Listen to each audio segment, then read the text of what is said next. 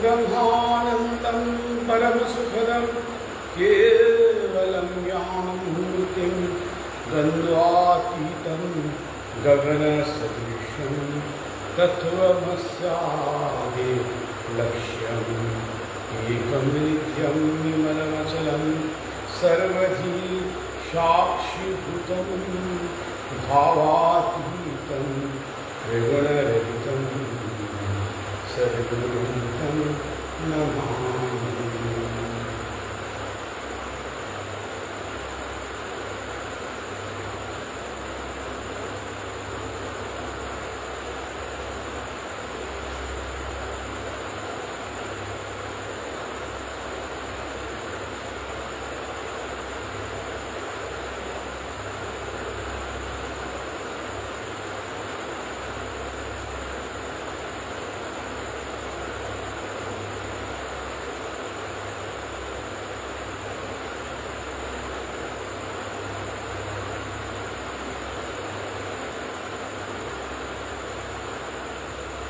Internet की quality आज wifi की क्वालिटी पुअर होने से बारिश हो रही थी, तो इसलिए ये व्यवधान आया। तो आप लोग कृपया फिर ज्वाइन करें।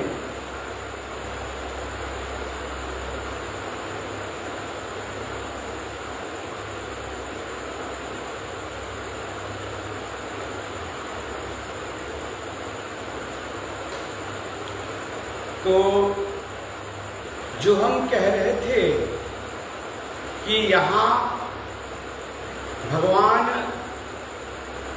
कृष्ण जो माँ देवकी के गर्भ में आ चुके हैं, तो ये जानकर ब्रह्मादि देवता आकर उनकी स्तुति कर रहे हैं। और स्तुति में फिर वो भगवान को स्तुति करते हुए फिर भगवान का गुणगान कर रहे हैं। ब्रह्मादि देवता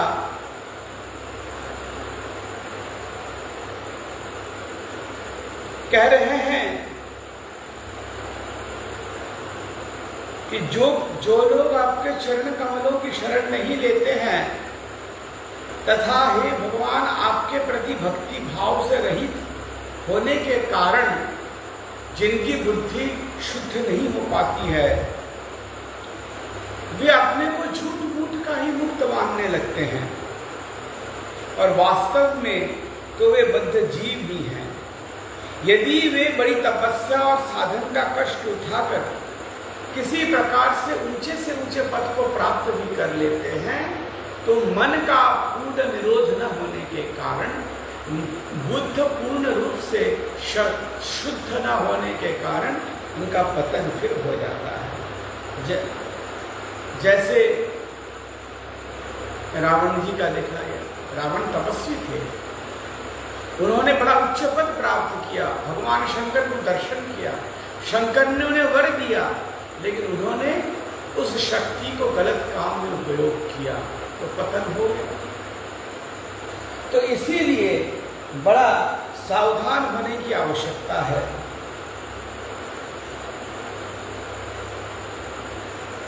तो इसलिए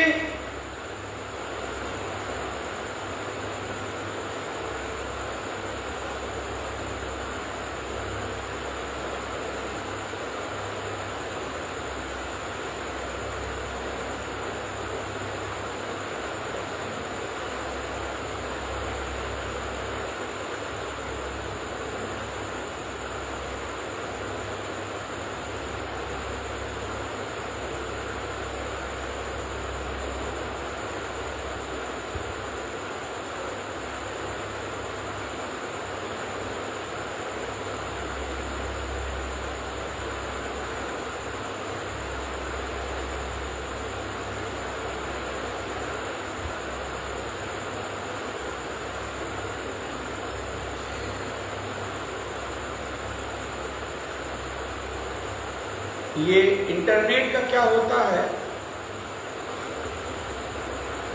कि थोड़ी देर तक यदि वो नेट में इंटरप्शन हो तो थोड़ी देर वो वेट करता है, यदि ज़्यादा देर हो जाए तो फिर वो वीडियो ख़त्म हो जाता है। इसलिए मुझे फिर से मुझे लाइव करना पड़ा। आप मुझे माफ़ करें।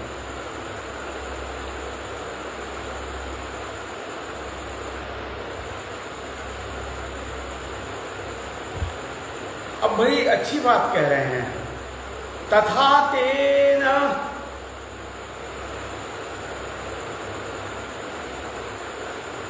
तथा न ते माधवा तावका क्वचित भ्रश्यन्ति मार्गात् त्वयि बद्ध सौहृदा त्वया विमुक्ता विचरन्ति निर्वया विनायकानीक कपमूर्धसु प्रभो। लेकिन भगवान इसके आगे क्या कहा, जो ज्ञानी हो जाते हैं, काफी तपस्या के बाद द्वारा वो उच्च पद प्राप्त कर भी लेते हैं, लेकिन उनका मन पूर्ण रूप से शुद्ध न होने के कारण और अहं मिश्रित होने के कारण उनका पतन हो जाता है। इसके विपरीत हे भगवान, जो आपके निज जन हैं, जिन्होंने आपके चरणों में अपनी सच्ची प्रीति जोड़ रखी है, वे कभी उन ज्ञानाभिमानियों की भांति अपने साधन मार्ग से गिरते नहीं हैं।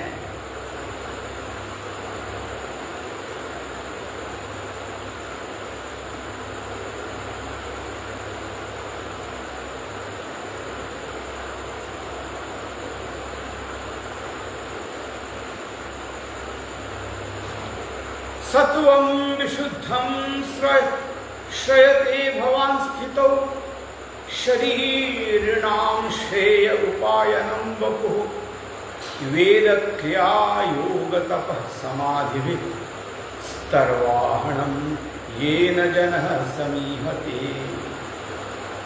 कह रहे हैं कि आप संसार की स्थिति के लिए समस्त देहदारियों को परम कल्याण प्रदान करने वाला विशुद्ध सत्वमय सच्चिदानंदमय परम दिव्य मंगल विग्रह प्रकट करते हैं। कह दिया सब कुछ इसमें। भगवान कैसे प्रकट होते हैं? आप संसार की स्थिति के लिए समस्त देहदारियों को परम कल्याण पद प्राप्त करने वाला विशुद्ध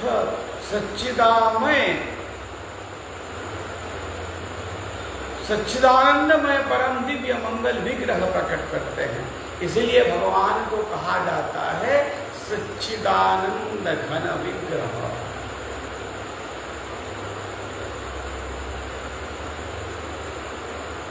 सच्चिद आनंदमय स्वरूप का, जिसका जो वेदांत में ब्रह्म के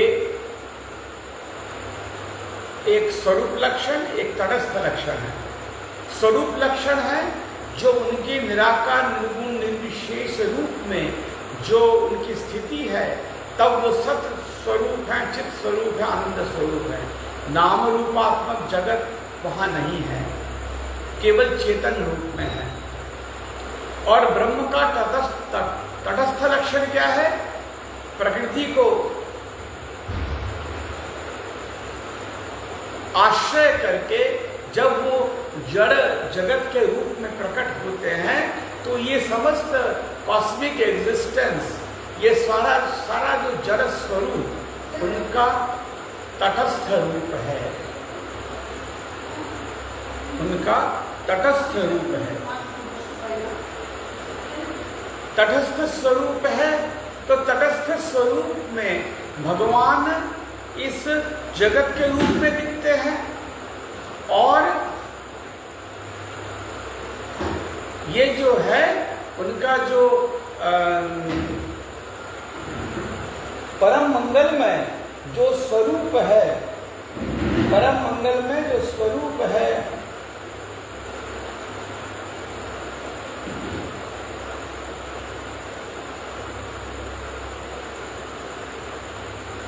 वो उनका स्वरूप लक्षण भी है। स्वरूप लक्षण में वो सच्चित आनंद स्वरूप हैं, जो निराकार है, निर्गुण है, निर्विशेष है। वहां जड़ की अभिव्यक्ति नहीं है, वहां उनके निराकार स्वरूप की ही अभिव्यक्ति है। उस समय जगत नहीं है, जड़ जगत नहीं है। तो ब्रह्मादि देवता जब उनकी स्तुति करते हैं, उसमें ये तत्व कहते हैं, सत्वं विशुद्धम श्रयते भवान स्थितो शरीरणाम श्रेय उपायनम वपुः वेद क्रिया योग तपः समाधि स्तवाहर ये न जनः समीहते। कह रहे हैं कि हे भगवान, आप संसार की स्थिति के लिए, समस्त देहदारियों को कल्याण प्रदान करने के लिए आपका वो निराकार निर्गुण निर्विशेष रूप, आपका सच्चित आनंद घन विग्रह के रूप में जगत में प्रकट होता है। ये रहस्य भगवान ने गीता में स्वयं बता दिया है। जन्म कर्म च मे दिव्यम, भगवान ने श्रीमद् भगवद गीता में कहा है कि मेरा जो जन्म और कर्म है वो दिव्य है। भगवान का जो देह है ना, वो हमारे जैसे शरीरधारियों के माता पिता के शुक्र के सम्मिलन से, माता पिता के वीर्य और शुक्र के सम्मिलन से जो शरीर हमें मिलता है, पंचभौतिक शरीर, वो क्षयशील है। वो धीरे धीरे क्या होता है, आगे कह दिया है कि हमारे रस रुधिर मांस मेद अस्थि मज्जा और शुक्र से तैयार ये जो शरीर है, इसके 6 स्वभाव है। इसका पैदा होना, फिर उसका रहना, हम पैदा होते हैं, फिर हमारी एक स्थिति होती है, उसके बाद हम धीरे धीरे बढ़ते हैं, बड़े होते हैं और बढ़ते हुए बदलते भी हैं। हमारा रूप भी बदलता है धीरे धीरे। उसके बाद हम एक स्थिति के बाद हम धीरे धीरे फिर वृद्धत्व को प्राप्त होते हैं। शरीर नष्ट होने की तरफ जाता है, अब वो घटता है और नष्ट हो जाता है। जन्म लेने से मरना तो पड़ेगा, इसको स्थायी करने का कोई उपाय इस दुनिया में अभी तक नहीं है। हाँ, आप यदि संयमित जीवन, अच्छा जीवन यापन करें तो आपको दीर्घ जीवन मिल सकता है। शरीर अधिक समय तक आपका निरोग रह सकता है। हमारे परम गुरु महाराज जी, बालानंद महाराज जी कहते थे, पहला सुख निरोग काया। जीवन में सबसे पहला सुख है निरोग काया। आपके शरीर में कोई रोग नहीं हो तो वही आपका सबसे पहला सुख है। और यदि आप बहुत धन संपत्ति के मालिक हैं और आपका शरीर ही रोग युक्त है, तो क्या आप उस संपत्ति को भोग सकेंगे? नहीं। वो पूरा पैसा तो आपके चिकित्सा में ही व्यय हो जाएगा, आप भोग भी नहीं कर सकेंगे। तो ये जो शरीर के जो 6 अवस्थाएं हैं, ये भगवान के शरीर में नहीं है। इसलिए भगवान ने कहा कि जन्म कर्म च मे दिव्यम, जो मांग वेत्ति तत्वतः पुनर्जन्म न विद्यते। जो मुझे मेरे जन्म और कर्म को समझ लेता है, जिसे ज्ञान हो जाता है, उसको पुनर्जन्म से मुक्ति मिल जाती है। जो मांग वेत्ति तत्वतः, जो मुझे तत्वतः जान लेता है, उसका फिर पुनर्जन्म नहीं होता है। देखिए, भगवान जन्म लिए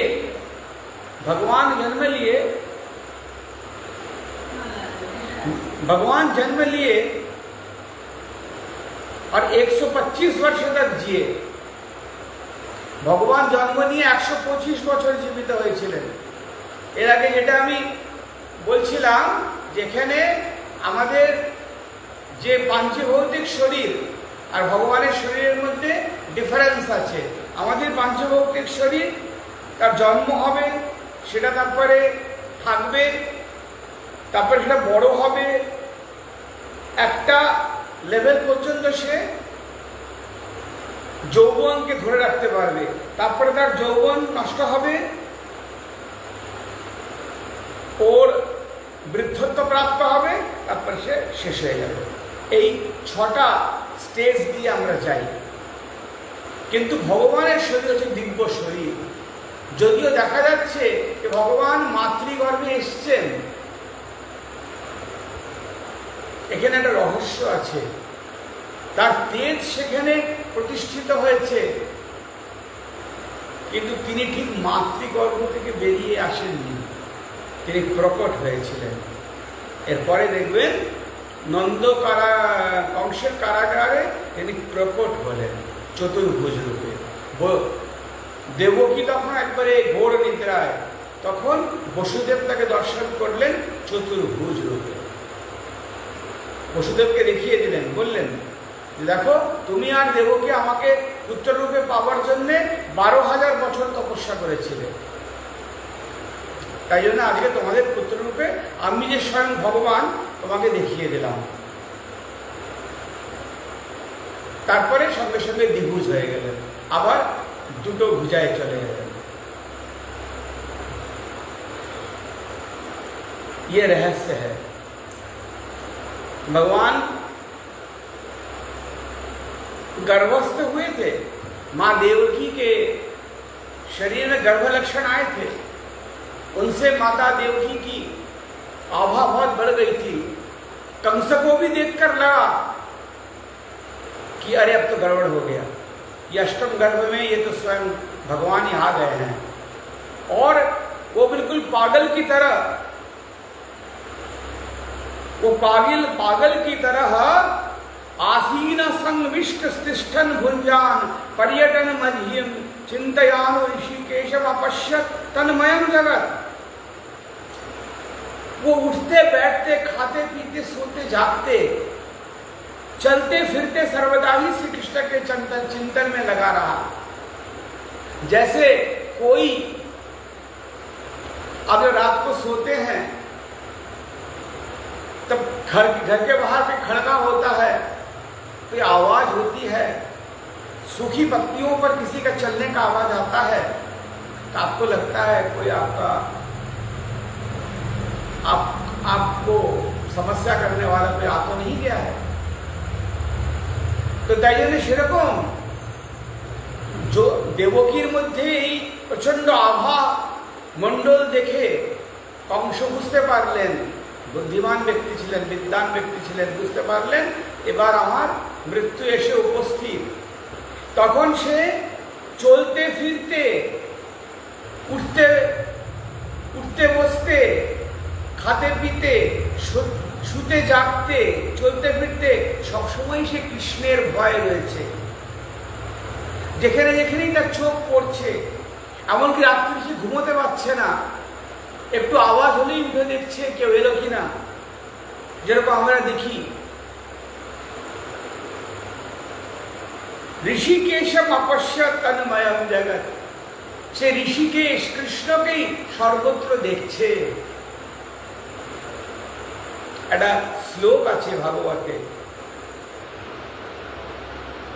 হেলয়া অশ্রদ্ধয়া, ভগবানকে যদি তুমি হেলাতে, অশ্রদ্ধা করে, ঈর্ষা ভাব নিয়ে, শত্রু ভাব নিয়েও যদি তাতে তুমি তন্ময় হয়ে থাকো, ভগবান এত কৃপালু, উনি তোমাকে তাও উদ্ধার করে দেবেন। বলো না, কংসকে উদ্ধার করে দিলেন, শিশুপাল তাকে ঈর্ষা করলেন, তাকে হত্যা করলেন, বধ করলেন, কিন্তু মুক্ত করে দিলেন। পুতনা তার স্তনে বিষ মাখিয়ে নিয়ে এলেন, তাকেও তিনি মাতৃপদ দিয়ে দিলেন, গোলকে दात्रीपद, धाय माँ का पद दे दिया। भगवान इतने कृपालु हैं।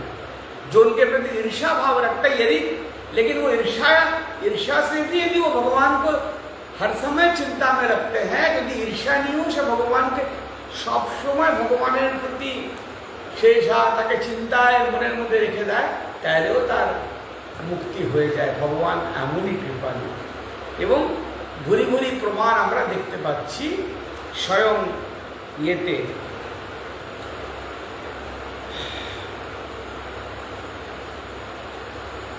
তাই জন্যে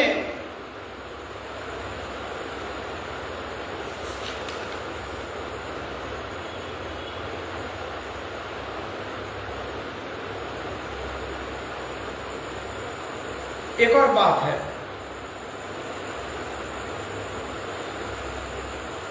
भगवान के आने के पहले एक और घटना हुई कि भगवान ने यहां कहा जा रहा है एक तम अनुरुंधनाम ज्ञातः परिपासते हतेषु षट्सु बालेषु देवक्या औग्रसेनिना सप्तमो वैष्णवं धामं यमानन्तं प्रचक्षते गर्भो बभूव देवक्या हर्ष शोक विवर्धनः। कह रहे हैं कि भगवान देवकी के 8वें गर्भ में भगवान प्रविष्ट हुए, लेकिन उन्होंने क्या किया कि शेष जी शेषनाग जिनके ऊपर भगवान सोए रहते हैं, रामजन्म में जब रामावतार में जब लक्ष्मण जी भगवान के साथ पधारे थे भगवान की सेवा के रूप में, तो लक्ष्मण जी शेषनाग के अवतार थे।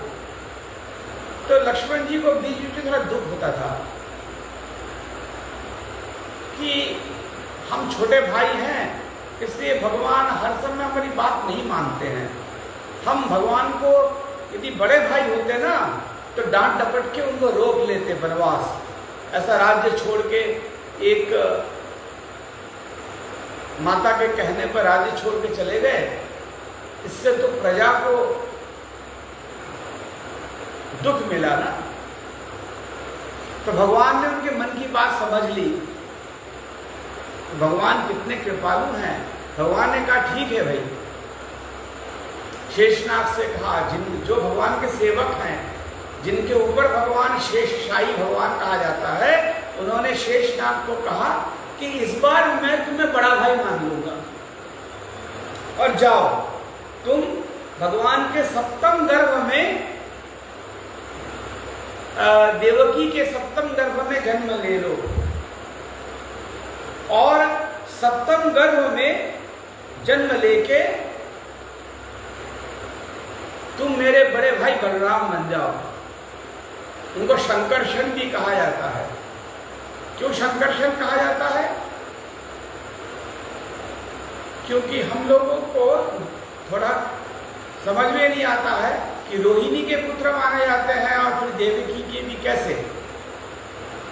देवकी के गर्भ में सप्तम गर्भ में वो आए, लेकिन उनको आकर्षण करके योग माया को भगवान ने कहा कि इनको रखना है, इनको कंस के हाथ में देना नहीं है। तो इनका आकर्षण करके रोहिणी जो वसुदेव की एक और पत्नी थी, उनके गर्भ में स्थापित कर दिए।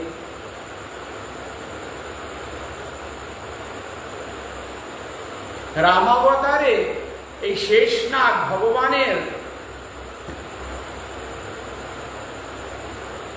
অনুজ রূপে এসেছিলেন লক্ষণ।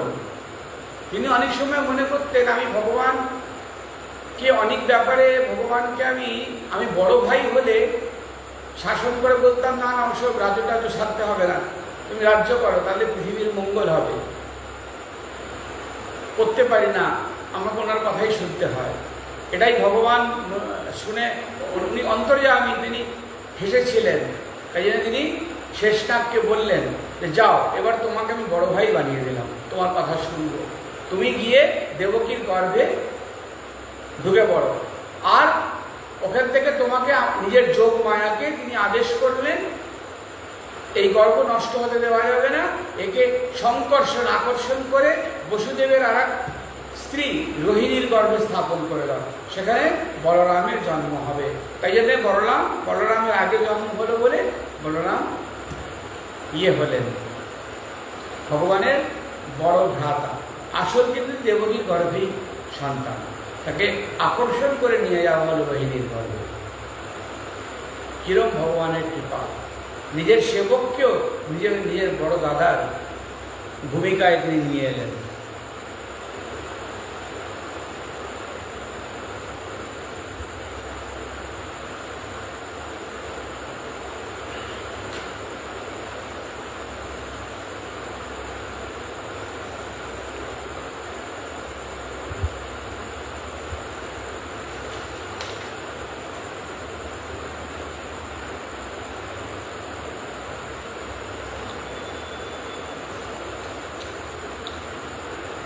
আর যারা এই যে এটা যে ভিডিওটা মাঝখানে ইন্টারাপ্ট হয়ে গেছিল, পুরো ভিডিও থেকে এখানে আমি আবার চলে এলাম, কন্টিনিউশনে বলে দিই যে দেবকীকে ওইভাবে আভাযুক্ত হতে দেখেও কংস কেন মারল না? তার উত্তরে বলছেন যে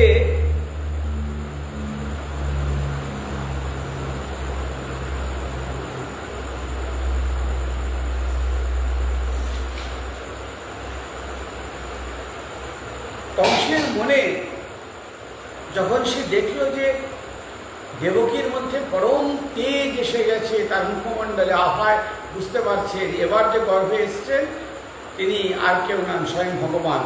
একবার তো মনে হলো তাকে মেরে দিল, তখন তার মধ্যে আবার সৎচিন্তা এলো। সে বলছে যে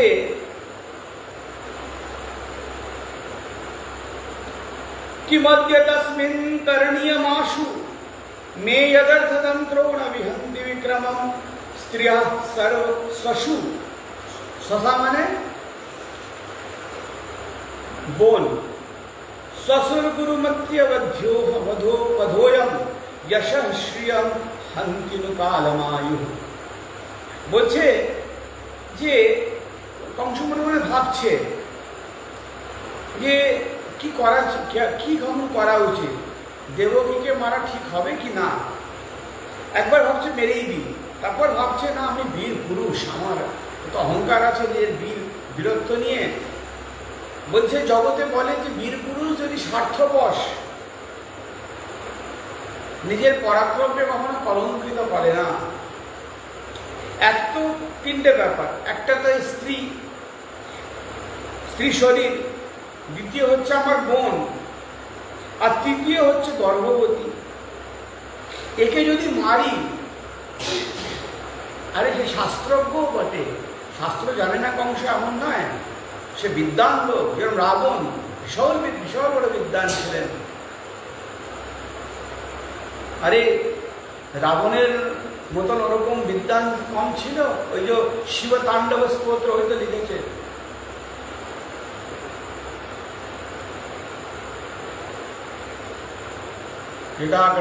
দেবী দারুণ স্তোত্রটা, সেটা তো প্রচুর গ্রন্থ রচনা করেছে রাবণ, তন্ত্রের গ্রন্থ রচনা করেছে, আরও গ্রন্থ রচনা করেছে, কিন্তু তার বুদ্ধি ভুল দিকে চলে গেছে বলে তা কলঙ্ক হয়ে গেল।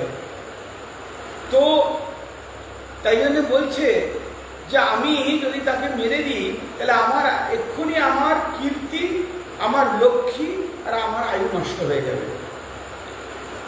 আর स एष जीवन खलु संपरेतो वर्तेत युवन्त्य नृसिंहतेन देहे मृजेतन मनुजा शपन्ति गन्ता तमोन्धम तनुमानिनो ध्रुवम। যে প্রচন্ড ক্রূর ব্যবহার করে, যে মৃত্যুর পরে লোকে তাকে গালি দেয়, তার অপযশ করে, তার নামে অনেক কথা বলে, আর তার নরকে যাওয়া নিশ্চিত, এইসব ভেবে সে দেবকীকে মারতে পারত, কিন্তু নিজেকে একটু সংযমিত করে নিয়ে সে ভগবানের প্রতি কিন্তু তার যে বৈরিতা সেটা তার মনে রইল, সে ধৈর্য সহকারে ভগবানের জন্মের प्रतीक्षा करते থাকলো। तो उसने मन में भगवान के प्रति अपना बैर भाव दृढ़ रखकर वो भगवान के जन्म की प्रतीक्षा करने लगा। और तब क्या हुआ, उसके बाद हमने अभी कहा था कि ब्रह्मादि देवता भगवान के देवकी माँ के गर्भ में आने से ही इतने खुश हुए कि ब्रह्मादि देवता शंकर भगवान को लेकर सभी लोग आकर कंस के कारागार में उपस्थित हुए और भगवान की स्तुति करने लगे। जो स्तुति रूप में आपने सुना भी, सत्यव्रतम सत्य परम त्रिसत्यम सत्यस्य योनिं निहितम च सत्ये सत्यस्य सत्यम अमृत सत्य नेत्रम सत्यात्मकम त्वाम शरणम प्रपन्ना। प्रपन्ना बने भगवान आपके शरण में आते हैं। आप सत्य स्वरूप हैं, आप सत्य स्वरूप हैं, आप ही समस्त सृष्टि के आदि हैं। और इस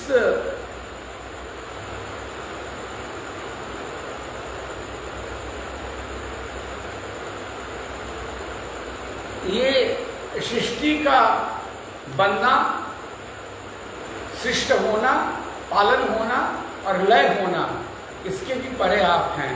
आप सत्य स्वरूप हैं, आप तीनों अवस्थाओं में भी रहते हैं और सृष्टि जब नष्ट हो जाती है तब भी आप रहते हैं। आपका कोई विनाश नहीं है, आप ही इस दृश्यमान जगत के परमार्थ स्वरूप हैं।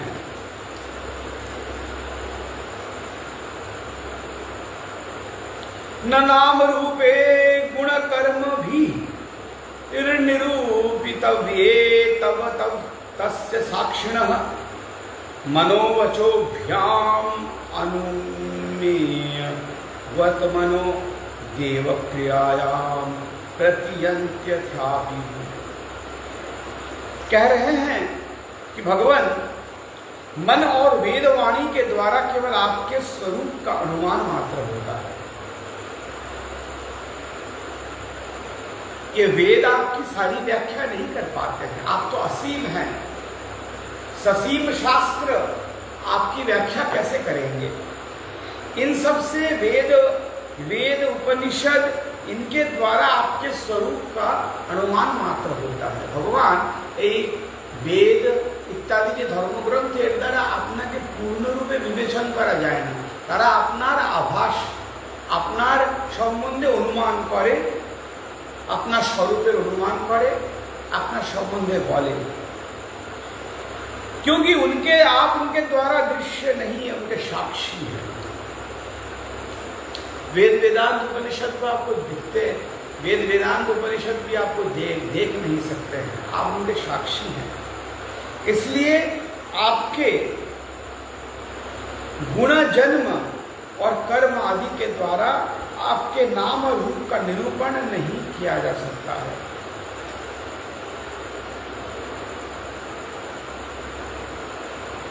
फिर भी आपके भक्तजन उपासना आदि क्रियायोगों के द्वारा आपका साक्षात्कार करते हैं।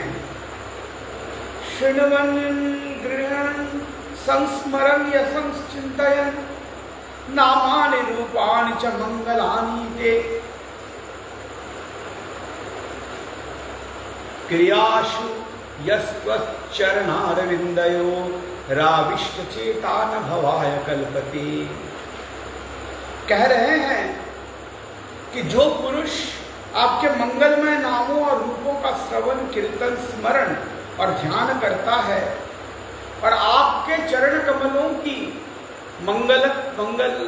आपके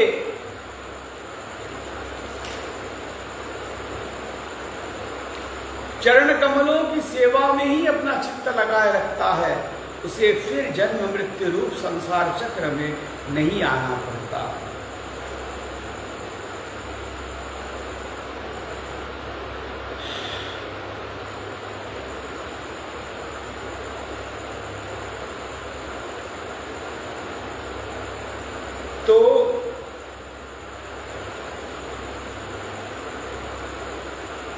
अंत में कहते हैं देवता, ब्रह्मादि देवता सब उनकी स्तुति कर रहे हैं भगवान की।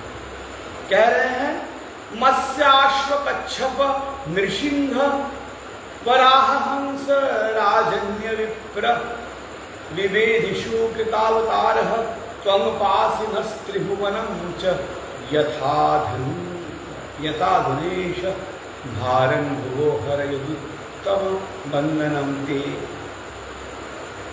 हे भगवान, आपने जैसे अनेकों बार मत्स्य, हयग्रीव, कच्छप, नृसिंह, बराह, हंस, राम, परशुराम और वामन अवतार धारण करके हम लोगों को और 3 लोगों को रक्षा की है, वैसे ही आप इस बार भी पृथ्वी का भूभार हरण के लिए आप अवतरित हो रहे हैं। शेषे ब्रह्मादि देवतारा যে ভগবানের স্টপ করছেন কংসের কারাগারে, তারা বলছেন যে ভগবান আপনি অনেকবার মৎস্য, হয়গ্রীব, কচ্ছপ, নৃসিংহ, বরাহ, হংস, রাম, পরশুরাম আর বামন অবতার ধারণ করে আমাদেরকে এবং 3 লোককে রক্ষা, ত্রিভুবনকে রক্ষা করেছেন। আপনার চরণে আমরা বন্দনা করি। এবার মাতা দেবকীকে তারা স্টপ করছেন, বলছেন दिष्टाम्बते कुक्षिगतः परः पुमानं शेन साक्षात् भगवान भवाय च मा भूत भयं भोज पतिर्मूर्षो गोप्ता यदूनां भविता तवात्मजः। वाह, सुंदर कथा। বলছেন হে মাতা, বড় সৌভাগ্যের বিষয় যে আপনার গর্ভে স্বয়ং ভগবান অবতীর্ণ হচ্ছেন। আপনি কংসের থেকে একটুও ভয়ভীত হবেন না। এবার ও আর কিছুদিনেরই এই জগতে থাকবে, আপনার পুত্রই যদুবংশের রক্ষা করবে। कह रहे हैं माता जी को, अब कह रहे हैं देवकी माता को देवता लोग, ब्रह्मा जी देवता, ब्रह्मा शंकर दूसरे देवता कह रहे हैं कि बड़े सौभाग्य की बात है कि आपके गर्भ में हम सबका कल्याण करने के लिए भगवान स्वयं पूर्ण अवतार लेकर जन्म ग्रहण कर रहे हैं, अवतरित हो रहे हैं। तो आपको कंस से भय पाने की कोई आवश्यकता नहीं है, आप निश्चिंत रहिए। कंस अब कुछ दिनों का ही मेहमान है। तो यहाँ शुक उवाच इत्यधिष्टुष्टय पुरुषम यद्रूपमनिदं यदा ब्रह्मेशानो पुरोधाय देवः प्रतिययुर्दिवम। अंत में सुखदेव जी कहते हैं कि हे परीक्षित, ब्रह्मादि देवताओं ने इस प्रकार भगवान की स्तुति की।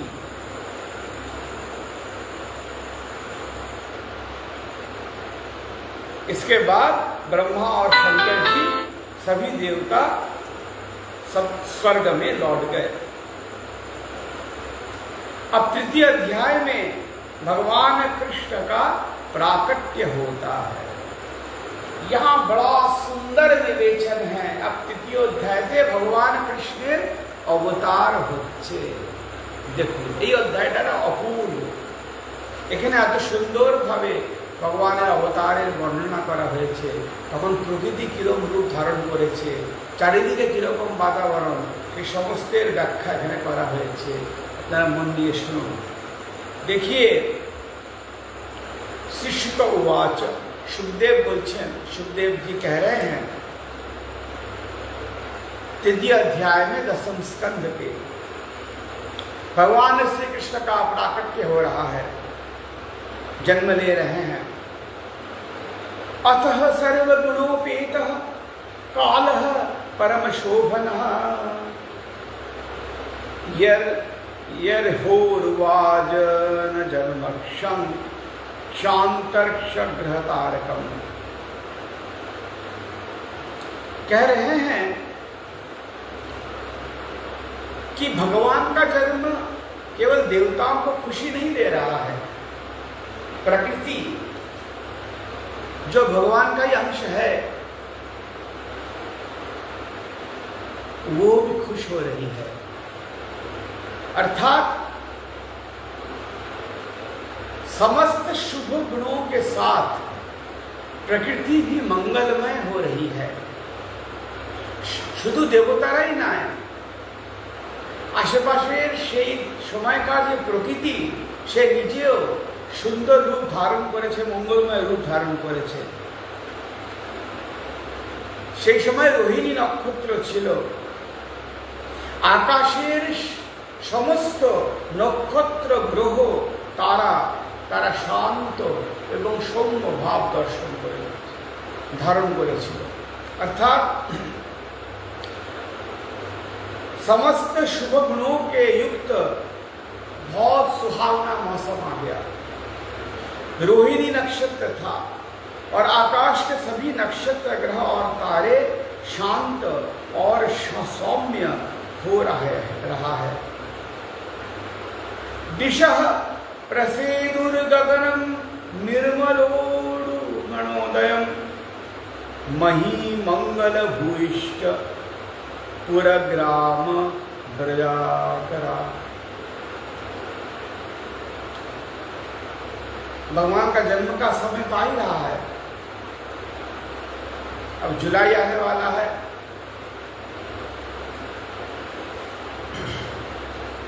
गुरु पूर्णिमा के एक महीने बाद क्या होगा? राखी पूर्णिमा। ये राखी पूर्णिमा के बाद फिर कृष्ण पक्ष शुरू होगा। उसके 8वें दिन जन्माष्टमी है, जहां भगवान कृष्ण का जन्म होगा। हम सभी भगवान के जो प्रेमी होते हैं, कृष्ण भगवान के, सभी जन्माष्टमी में व्रत करते हैं। जन्माष्टमी का व्रत पूरे भारतवर्ष में और जहाँ जहाँ हिंदू लोग रहते हैं वहाँ बड़े धूमधाम से मनाया जाता है।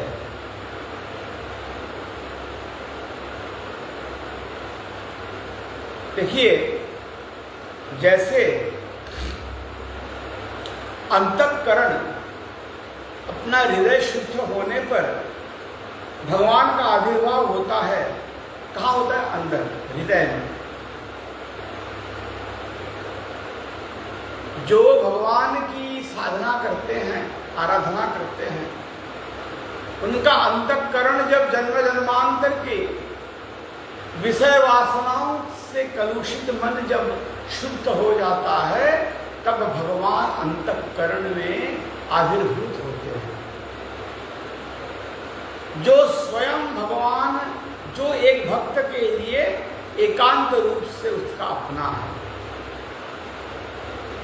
लेकिन भगवान जब इस जगत में आविर्भूत हो रहे हैं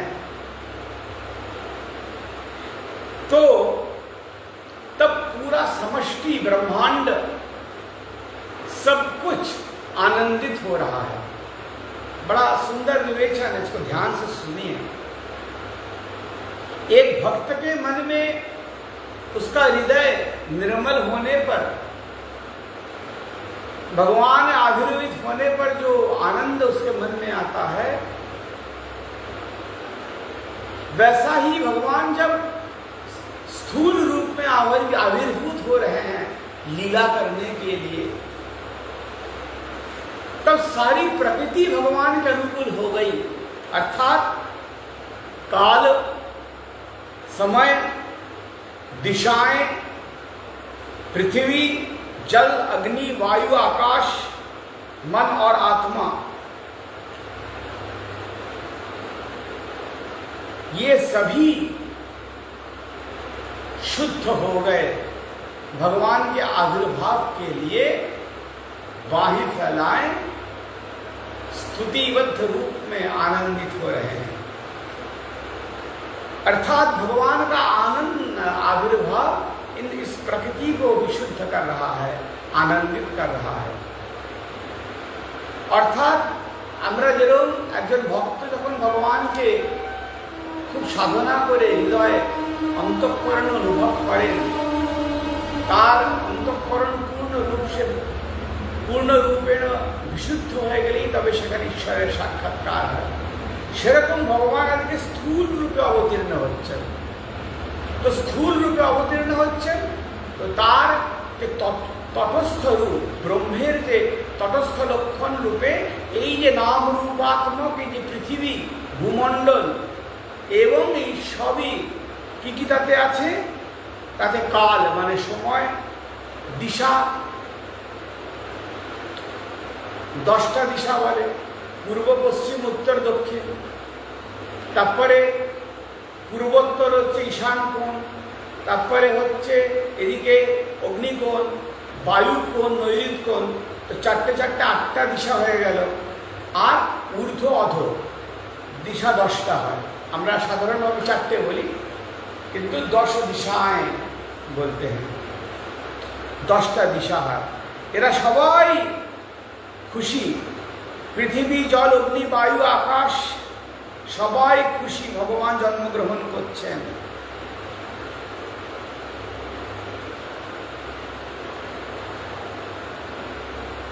কেন? কেননা মা পৃথিবী, ধরিত্রী মা, এই অসুরদের অত্যাচারে গরু ধারণ করে দুঃখ কষ্ট নিয়ে তো ব্রহ্মার কাছে গিয়েছিলেন না, একটা শীর্ণ গরুর রূপ ধরে ক্লান্ত হয়ে ব্রহ্মার কাছে গেলেন তার দুঃখ বেদনা জানাবার জন্য। তখনই তো ব্রহ্মা সমস্ত দেবতাদের নিয়ে ক্ষীরোদ সাগরের তীরে ভগবান নারায়ণকে स्तुति करते गए। अर्थात पृथ्वी भी तो खुश हो रही है, क्योंकि पृथ्वी माता भी देख रही है कि भगवान ने जो उनको वरदान दिया। ब्रह्मा जी ने कहा पृथ्वी माता को कि हम लोग शेषशाही भगवान के पास पहुंचे, और भगवान ने हमें आश्वासन दिया कि हम भूभार हरण करने पृथ्वी में अवतार लेंगे देवकी के गर्भ से।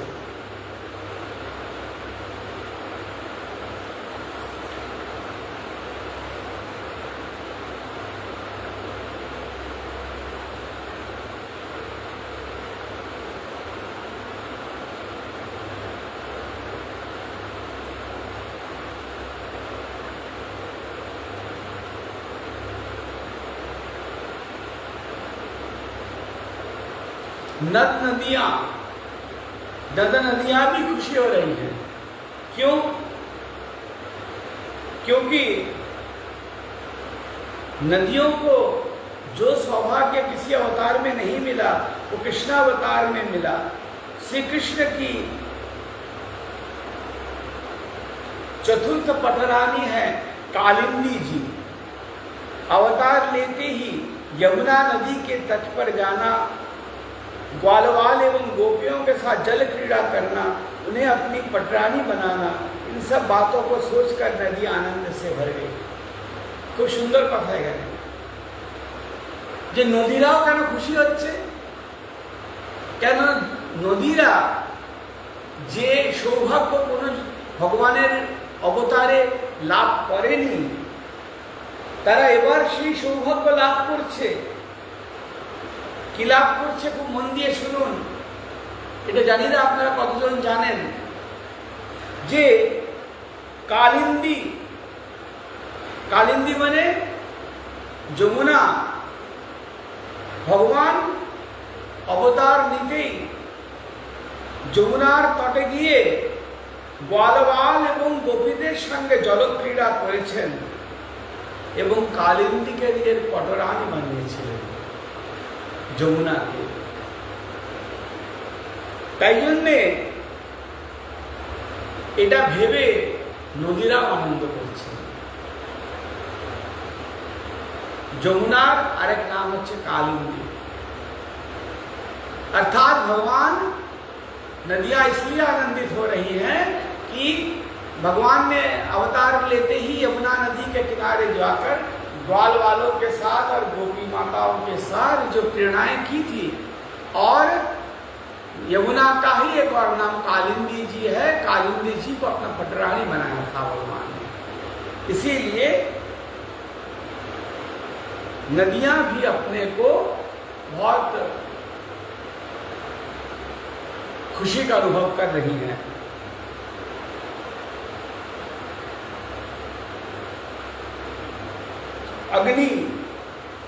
अग्नि ने अपना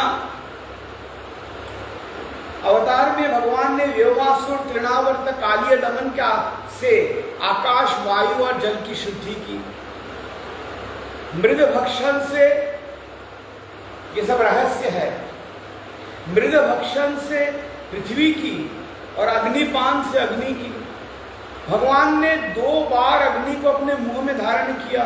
इस भावों का, सुख का अनुसंधान करके ही अग्निदेव की शांत होकर प्रज्वलित हो गए। এগুলো বাংলাতেও বলতে হবে। দেখুন, অগ্নি, নদীর কথা বললাম, অগ্নি স্বয়ং খুশি হয়ে যাচ্ছেন, তিনিও শান্ত রূপ ধারণ করছেন। কেন? ভগবান 2 বার অগ্নিকে নিজের মুখে ধারণ করেছিলেন। ভগবান এই অবতারে ব্যোমাসুর তৃণাবর্ত কালিয়ে দমন করে আকাশ, বায়ু আর জলের শোধন করলেন, মৃদ ভক্ষণ করলেন, নিজে মাটি খেলেন, মাটি খেয়ে তিনি পৃথিবীকে শোধন করলেন আর অগ্নিপান করলেন। তার মুখে অগ্নি ধারণ করলেন। তো এইসব ব্যাপারগুলো অগ্নিদেব জেনে তিনিও নিজে শান্ত হয়ে প্রজ্বলিত হয়েছেন। এই বিশাল তার যে ধ্বংসকারী যে রূপ, সেটা দেখাচ্ছেন না, তিনিও শান্ত হয়ে গেলেন। এবার বায়ু দেখুন কিরম, পঞ্চভূতেরাও কিরম খুশি। তার টিকাতে এইসবগুলো লেখা আছে।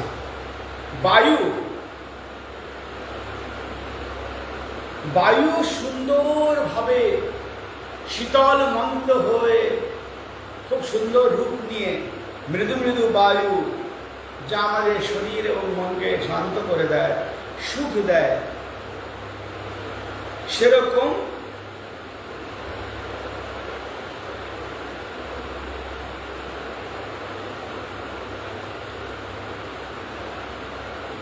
ভাবে বায়ু প্রবাহিত হয়ে গেছে। কি ভাবছেন বায়ু? বায়ু ভাবছেন সেই ভগবানকে দেখার সৌভাগ্য তো আমাদেরও হয় না। এবার ভগবান যখন জন্ম নেবেন, জন্ম নিয়ে যখন তিনি পরিশ্রম করবেন, তার মুখে যে শ্বেত বিন্দুগুলো, ঘাম যে আসবে, সেইগুলোকে আমি পরিষ্কার করে দেবো আমার বায়ুর প্রভাবে। আমি ভগবানকে স্পর্শ করতে পারব। সেই আনন্দে, সেই শীতল মন্দ সুগন্ধিত বায়ু দিয়ে ভগবানকে আমি সেবা করার সুযোগ পাবো। তাই জন্য বায়ু खुशी हो जाते हैं। ये बंगला में और हिंदी में बोलना बनता है। देखिए, स्वयं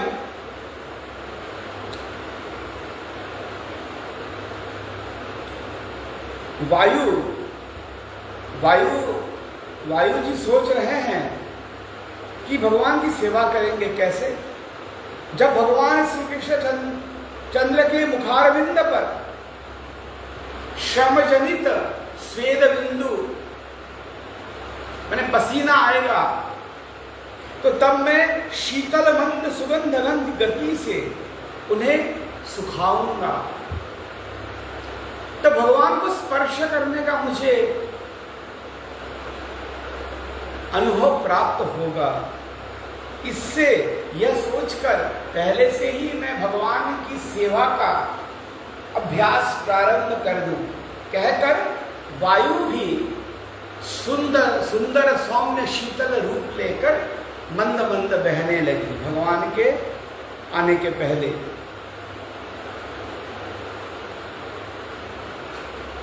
और इसके बाद आकाश कैसे सेवा कर रही है। आकाश की एकता, आधारता, विशालता और समता की उपमा तो सदा सब समय आकाश की विशालता, आधारता, आकाश का कोई अंत हम देख पाते हैं? नहीं देख पाते हैं, ना समझ पाते हैं।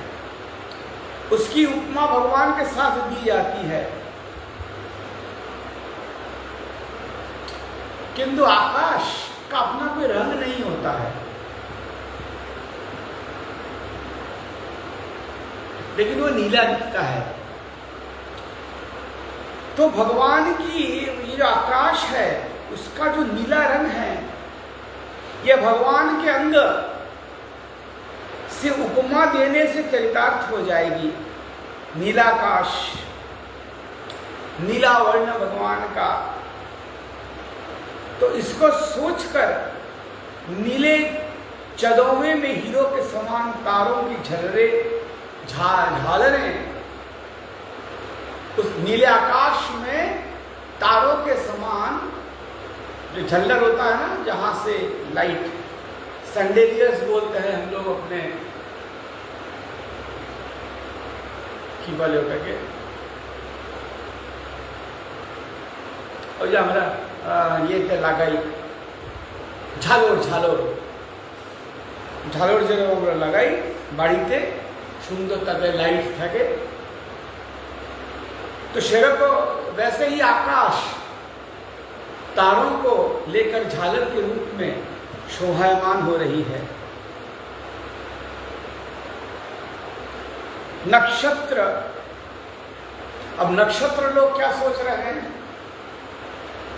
कितने 27 नक्षत्र हो रहे हैं, 27 नक्षत्र होते हैं, तो उसमें 27 नक्षत्र है, তার মধ্যে रोहिणी नक्षत्र भगवान जन्म ग्रहण कर रहे हैं।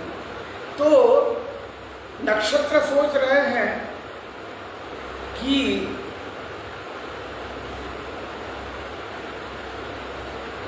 भगवान खुद भी सोच रहे हैं कि जब मैं जन्म ले रहा हूं तो मुझे रोहिणी नक्षत्र में जन्म लेना चाहिए। क्यों? क्योंकि भगवान राम क्या थे?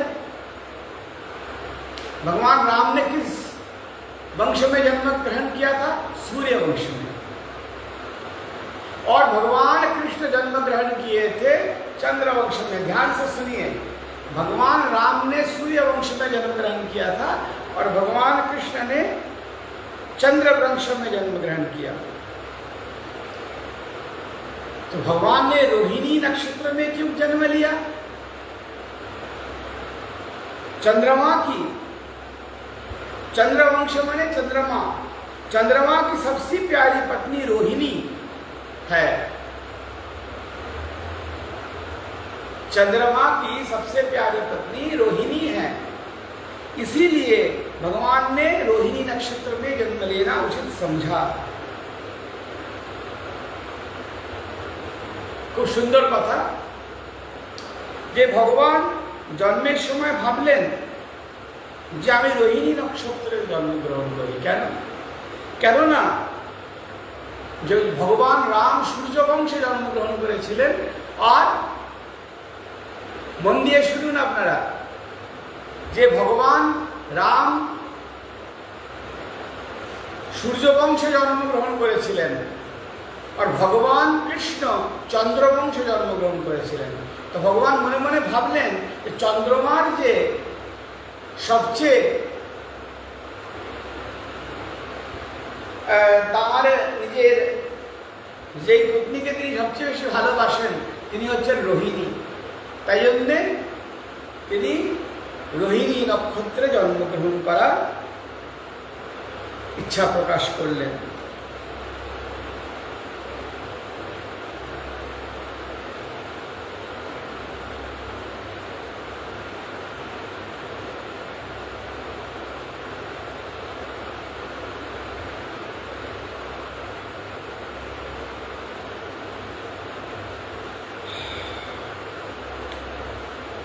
देखिए, मन, योगियों का मन निरोध करते हैं, योगी मन निरोध करते हैं और मुमुक्षु निर्विषय करते हैं और जिज्ञासु वाद करते हैं। तत्वज्ञों ने मन का नाश कर दिया। भगवान के अवतार का समय जानकर उन्होंने सोचा कि अब तो मैं अपनी पत्नी, इंद्रियां और विषय, बाल बच्चे सबके साथ ही भगवान के साथ खेलूंगा, मन ने सोचा। निरोध और बात से पिंड छूटा, इसी से मन भी प्रसन्न हो गया।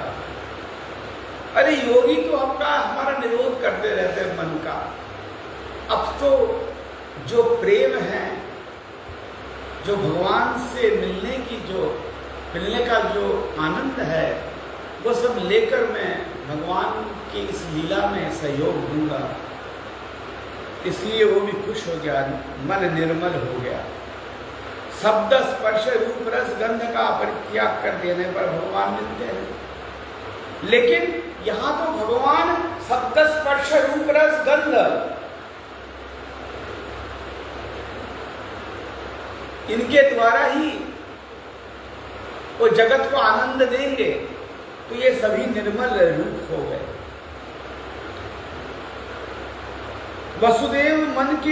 वसुदेव के मन में निवास करके यहां भगवान प्रकट हो रहे हैं।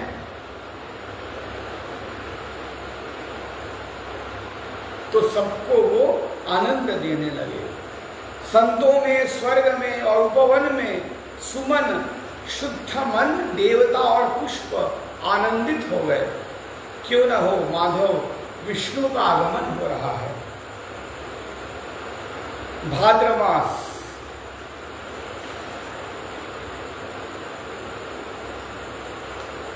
देखिए भाद्रमास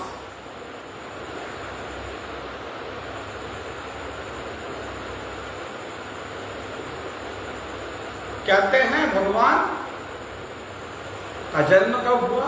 भाद्र मास में हुआ। सावन के बाद जो भाद्र मास आता है, तिथियों के हिसाब से श्रावण मास का शुरू होता है गुरु पूर्णिमा से, और श्रावण खत्म होता है राखी पूर्णिमा के दिन। उसके बाद भाद्रमास पास पड़ता है। भद्र अर्थात कल्याण देने वाला। कृष्ण पक्ष स्वयं कृष्ण से संबद्ध है। अष्टमी तिथि पक्ष के बीचों बीच संधि स्थल पर पड़ती है। रात्रि योगी जनों को भी प्रिय होता है। निशिथ में यति, रात्रि में यति माने सन्यासी भगवान का ध्यान करते हैं। उस समय भगवान के आविर्भाव का अर्थ है कि अज्ञान के घोर अंधकार में दिव्य प्रकाश के रूप में भगवान आविर्भूत हो रहे हैं। निशानाथ चंद्र के वंश में जन्म लेना है।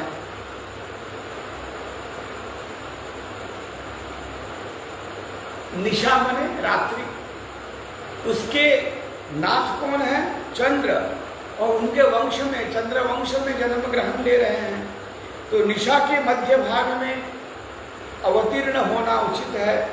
अर्थात निशा काल में, मध्य रात्रि में भगवान का 12 बजे कहते हैं, जब संध्या काल और रात्रि का संधि होता है, उस समय भगवान ने जन्म लिया। दिन और रात्रि का संधि काल है, संध्या काल है, और उसके बाद रात्रि, संध्या और रात्रि का संधि काल है, 12 बजे के बाद होता है। 12 बजे के समय, उस समय भगवान का जन्म हम लोग मानते हैं। और अष्टमी के चंद्रोदय का समय भी वही है। आप देखते हैं एक चीज कि ये जो चंद्र कृष्ण पक्ष में बाद में दिखता है, तो यहां भी एक रहस्य है कि अष्टमी क्या है? कृष्ण पक्ष की प्रतिपद और अमावस्या के बीचों बीच स्थिति है। तो उस समय करीब रात को 12 बजे ही चंद्र दिखना शुरू होता है। इसलिए चंद्रोदय उस समय होता है। तो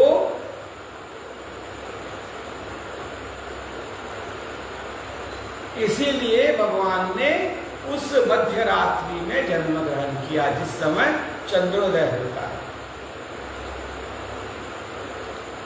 এটাকে বাংলাতেও বুঝিয়ে দিই, খুব সুন্দর কথা। এই জন্যে যারা বাংলা ভাষীরা তারাও আনন্দ পাবেন শুনে, যে ভাদ্র মাস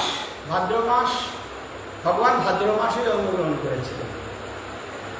আমাদের হিন্দু ক্যালেন্ডার অনুযায়ী, বাংলা ক্যালেন্ডারের সঙ্গে হিন্দু ক্যালেন্ডার মেলে না, কিন্তু বাংলা ক্যালেন্ডার সেটা হচ্ছে ওই সূর্যের গতি হিসেবে ওইগুলো সোলার ক্যালেন্ডার, ওটা দিয়ে পুজো পাঠ, বাংলা ক্যালেন্ডার দিয়ে পুজো পাঠ হয় না। আমরা বাংলাতেও যে পুজোগুলো করি সেগুলো আমরা তিথি নক্ষত্র হিসেবেই করি।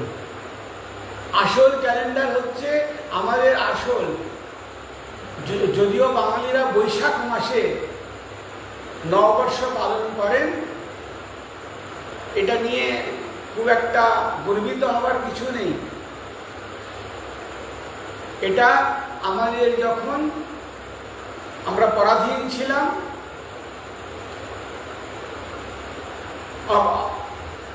আকবরের শাসনকালে, তখন এই আমাদের যে বাঙালিরা এরা যে কর দিতেন, ট্যাক্স দিতেন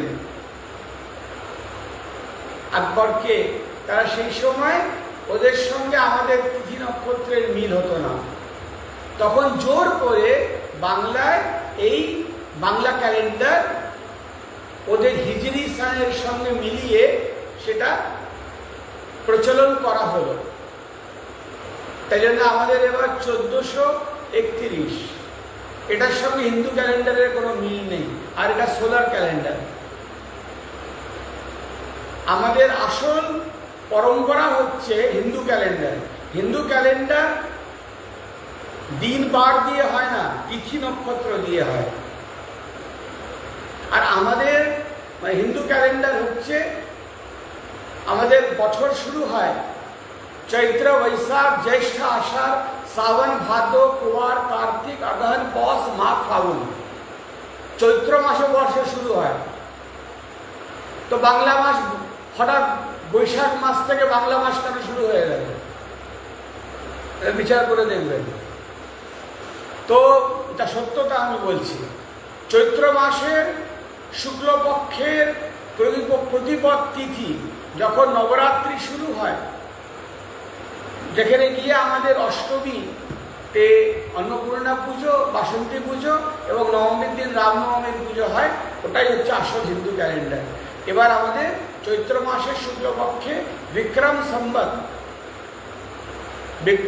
বিক্রমাদিত্য ক্রাইস্টেরও 105 বছর আগে জন্মগ্রহণ করেছিলেন।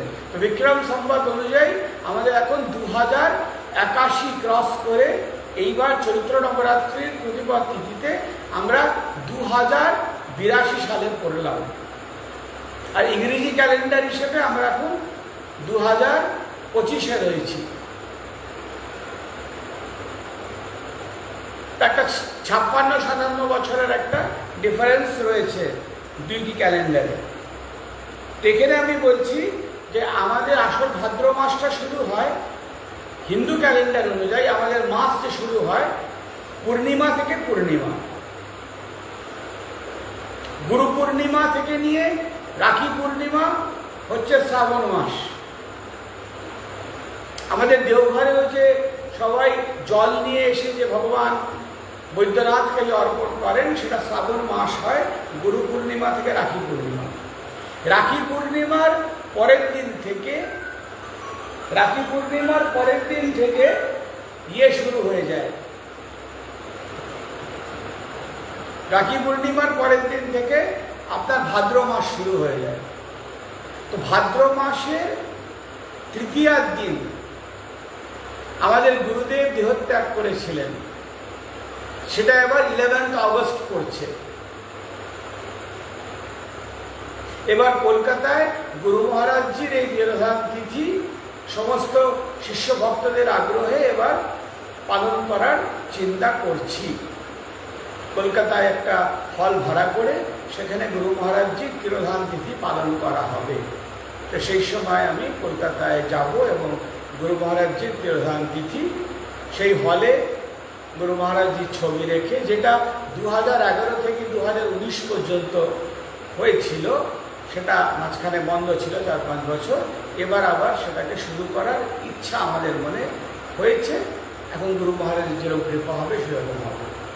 তো সেই হলে সকাল থেকে গুরু মহারাজ 10টা সাড়ে 10টা থেকে গুরু মহারাজজির পূজা পাঠ, অভিষেক, হোম, পুষ্পাঞ্জলি এসব হবে। তারপরে ভান্ডারার ব্যবস্থা আছে। তারপরে একটু প্রবচন, সৎসঙ্গ, নাম কীর্তন করে সন্ধ্যে 5:30-6টার মধ্যে শেষ করে দেওয়া হবে। এই অনুষ্ঠানটি কলকাতায় হবে। তো আমি যে প্রসঙ্গটা বলছি সেটা হচ্ছে যে এই কৃষ্ণপক্ষ শুরু হয়ে গেল প্রথমে ভাদ্র মাসের, তার তৃতীয়ার দিন গুরু মহারাজের তিরোধান। এই দিনেই আমাদের গুরু মহারাজের গুরুদেব বালানন্দ মহারাজের মাতা, যার নাম নর্মদা ছিল, তিনি গুরু মহারাজকে খুঁজতে খুঁজতে দেওঘরে এসেছিলেন 1884 নাগাদ। 1884-এ উনি দেওঘরে বালানন্দ মহারাজ যখন তপোবন পাহাড়ে করতেন, তপস্যা করতেন, তখন সেখানে মাতা প্রায় 92-93 বছরে তাকে সারা জীবন ধরে তাকে খুঁজেছেন বালানন্দ মহারাজকে। 9 বছর বয়সে পৈতের দিন তিনি গৃহত্যাগ করে বেরিয়ে গেছিলেন। তারপরে নর্মদার ধারে উনি বিচরণ করতে করতে ব্রহ্মানন্দ মহারাজের কাছে গঙ্গনাথ আশ্রমে গিয়ে দীক্ষা নিয়ে ব্রহ্মচর্য ধারণ করে উনি 50 বছরের ওপর তিনি নর্মদা পরিক্রমায় করেন। তারপর তিনি বেঙ্গলের দিকে আসেন, ভাগলপুর, বিহার এইসব ঘুরতে ঘুরতে বেঙ্গলেও আসতেন উনি। তবু দেওঘর ওনার ভালো লেগে গেল, কেননা দেওঘর হচ্ছে ভগবান শিবের 12টা যে জ্যোতির্লিঙ্গ, তার মধ্যে জ্যোতির্লিঙ্গ। আর শুধু জ্যোতির্লিঙ্গ নয়, মায়ের যে 52টা অঙ্গ পড়েছিল বিষ্ণুর চক্র দিয়ে, যখন শিব সতীদাহের উপরে পরে, যখন শিব যখন মাতা পার্বতীকে নিয়ে তাণ্ডব নৃত্য মাতাচ্ছেন, তখন ভগবান নারায়ণ তার শরীরের 52টা খণ্ড করলেন। একটি যেরকম গুহাটিতে রয়েছে পীঠ, বিভিন্ন জায়গায় রয়েছে, সেরকম শেষ পর্যন্ত হার্দপীঠ, ভগবান মায়ের যে হৃদয়টা, সেটা দেওঘরে শ্মশানে শিব তার সৎকার করলেন, অগ্নি সংস্কার করলেন। তাই জন্য দেওঘরকে শক্তিপীঠও বলা হয়। সেটা হচ্ছে হার্দপীঠ। হার্দপীঠে বৈদ্যনাথ, চিতাভূম বলা হয় বৈদ্যনাথকে। চিতাভূম মানে চিতাভূমি, যেখানে মায়ের সংস্কার হয়েছিল। তাই জন্যে তখন রাবণ নিয়ে যাচ্ছিল শিবকে, তখন শিব দেবতাদের যুক্তিতে শিব ওখানে প্রতিষ্ঠিত হলেন। আপনারা সব গল্প জানেন তার। তো শিব ওই যেখানে মায়ের অগ্নি সংস্কার হয়েছিল, সেখানেই যখন রাবণ নামলেন, রাবণ যখন শিবকে দিলেন রাখাল বালক রূপী নারায়ণের হাতে, হরিহর তারা। শিব ধ্যান করেন রামের, আর রাম ধ্যান করেন শিবের, পরস্পরের ইষ্ট তারা। তো নারায়ণ বলেন, কোথায় রাখবো তোমাকে? বললেন, যেখানে আমি সতীর দাহ করেছিলাম সেখানেই রেখে দাও। তো তাই জন্যে বৈদ্যনাথ ধামের যে শিবলিঙ্গ, তিনি একজন অর্ধনারীশ্বর। একই অঙ্গে তার শিব আর শক্তি যুক্ত হয়ে রয়েছেন। তাই জন্য বৈদ্যনাথ ধামে হৃদয় পীঠের আলাদা কোনো মন্দির নেই। সেই ইয়েতেই শিবলিঙ্গের মধ্যেই তিনি অধিষ্ঠিত হয়ে রয়েছেন, তার মধ্যেই শিব আর শক্তি রূপে তাকে পুজো করা হয়। তো সেই ভাদ্র মাসে ভগবান নিশীথে যেই সময় যোগীরা গভীর ধ্যানের মধ্যে থাকেন, অষ্টমী তিথি, যেই সময় রাত্রিতে প্রায় 12টার সময় চন্দ্রোদয় হয়, সেই সময় ভগবানের আবির্ভাবের অর্থ হচ্ছে অজ্ঞানের এই ঘোর অন্ধকারের মধ্যে তার প্রকাশ পাওয়া।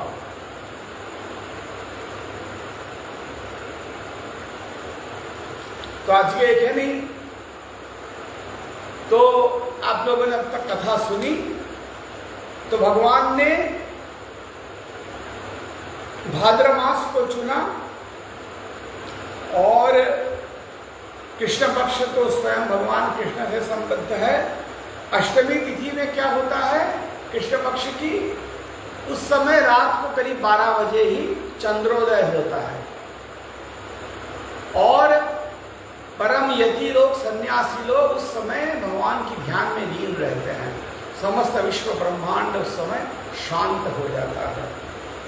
तो रात्रि योगियों को विप्रिय होता है और उस समय भगवान के आविर्भाव का अर्थ है अज्ञान के घोर अंधकार में दिव्य प्रकाश। चंद्रवंश में भगवान का जन्म है, इसलिए चंद्रोदय रात के 12 बजे भगवान ने जन्म ग्रहण किया। अष्टमी के दिन रात को 12 बजे के बाद ही चंद्रोदय होता है, इसलिए यह शुभ समय भगवान ने चुना। रोहिणी नक्षत्र था और क्या हुआ, निशीथे तम उद्भूते जायमाने जनार्दने देवक्या देवरूपिण्याम विष्णु सर्वभाषः आविराशीद यथा प्राच्याम दिशिंदूरिव पुष्कलः। भगवान के जन्म ग्रहण से ही आनंद से भरकर चारों तरफ पुष्प वर्षा करने लगे देवता लोग। जल से भरे हुए बादल समुद्र के पास जाकर धीरे धीरे गर्जना करने लगे। जन्म मृत्यु के चक्र से छुड़ाने वाले जनार्दन के अवतार का समय था निश्चित। चारों ओर अंधकार का साम्राज्य था। उसी समय सबके हृदय में विराजमान भगवान विष्णु देवरूपिणी देवकी के गर्भ से प्रकट हुए। जैसे पूर्व दिशा में 16 कलाओं से पूर्ण 16 कलाओं से पूर्ण भगवान श्री कृष्ण चंद्र का आविर्भाव हो गया। बोलिए भगवान श्री कृष्ण चंद्र की जय। तमद्भुतम बालकमंबुदेक्षणम चतुर्भुजम शंख गदायुधायुधम श्रीवत्सलक्ष्म्यम गलकौल गौल गल शोभि कौस्तुभम पीतांबरम सांद्र पयोध सौभगम। वसुदेव जी ने क्या देखा, भगवान आविर्भूत हो गए। वसुदेव ने देखा कि उनके सामने एक अद्भुत बालक है। उसके नेत्र कमल के समान कोमल और विशाल है। 4 सुंदर हाथों में शंख चक्र गदा पद्म है। वक्षस्थल पर श्रीवत्स का चिन्ह है। वर्षाकालीन मेघ के समान परम सुंदर श्यामल शरीर पर मनोहर पीतांबर फहरा रहा है। बहुमूल्य वैदुर्य मणि के किरीट और कुंडलों की कांति से सुंदर सुंदर घुंघराले बाल सूर्य की किरणों के समान चमक रहे हैं। कमर में भगवान की चमचमाती कलाइयों में कमर में चमचमाती करधनी की लड़ियां लटक रही है भगवान की।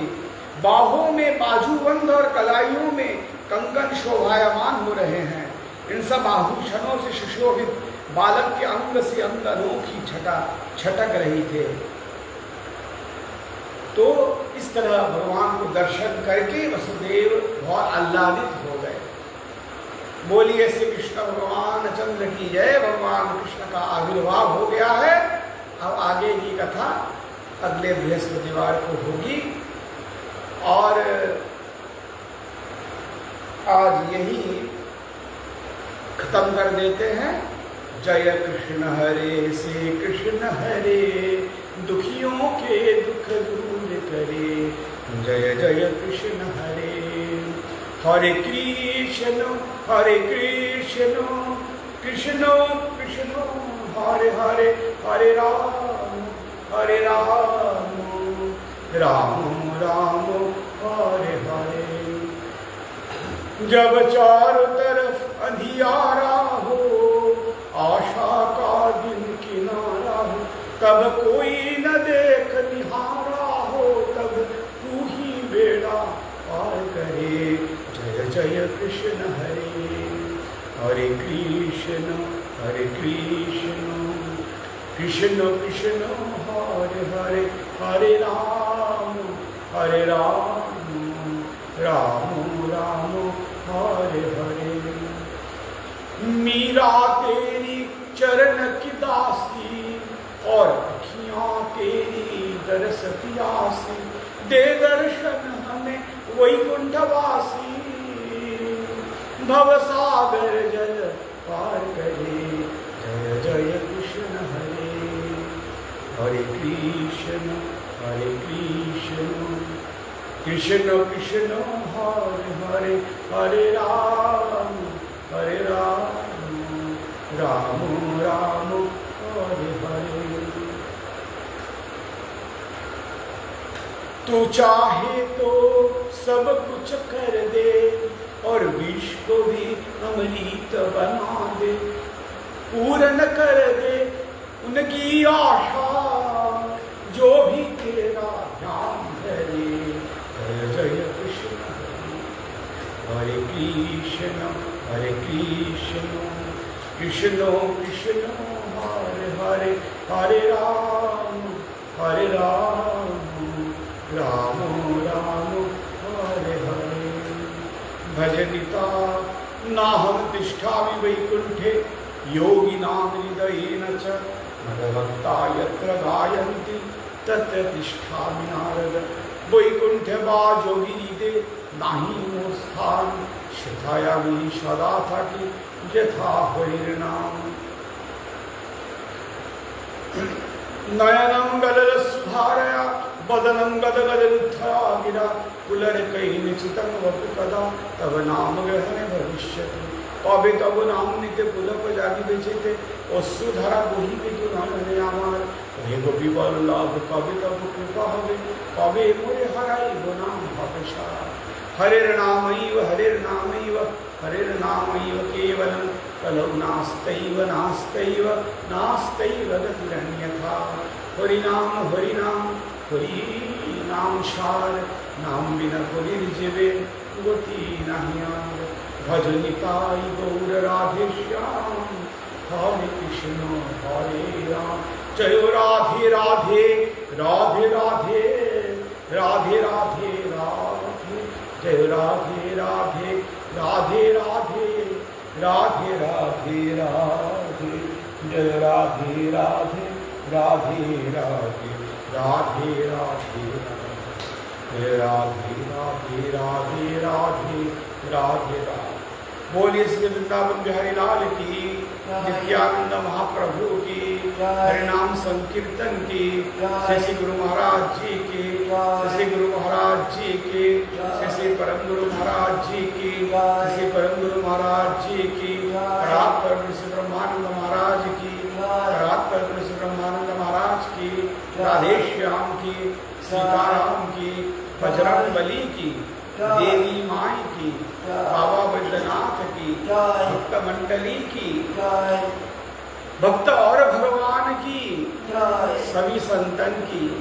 नर्मदे हर हर नमः पार्वती पतये हर हर महादेव।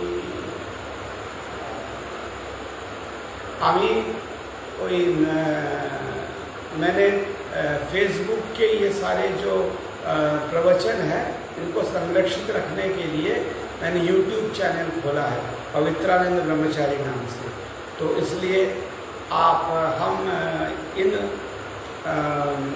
प्रवचनों को, सत्संगों को हम डाउनलोड करके YouTube में डाल रहे हैं। आप लोग YouTube में भी उसको सब्सक्राइब करें, और जिस तरह से आप लोग मुझे यहाँ सहयोग कर रहे हैं, आप लोगों के आशीर्वाद से ही इतने सब्सक्राइबर बने हैं। और आप लोग इसी तरह मेरा YouTube चैनल भी सब्सक्राइब करके उसका जो सब्सक्रिप्शन बढ़ाइए, उसमें वीडियो उसको देखिए, यही आपसे करबद्ध प्रार्थना है। नर्मदे जय गुरुदेव।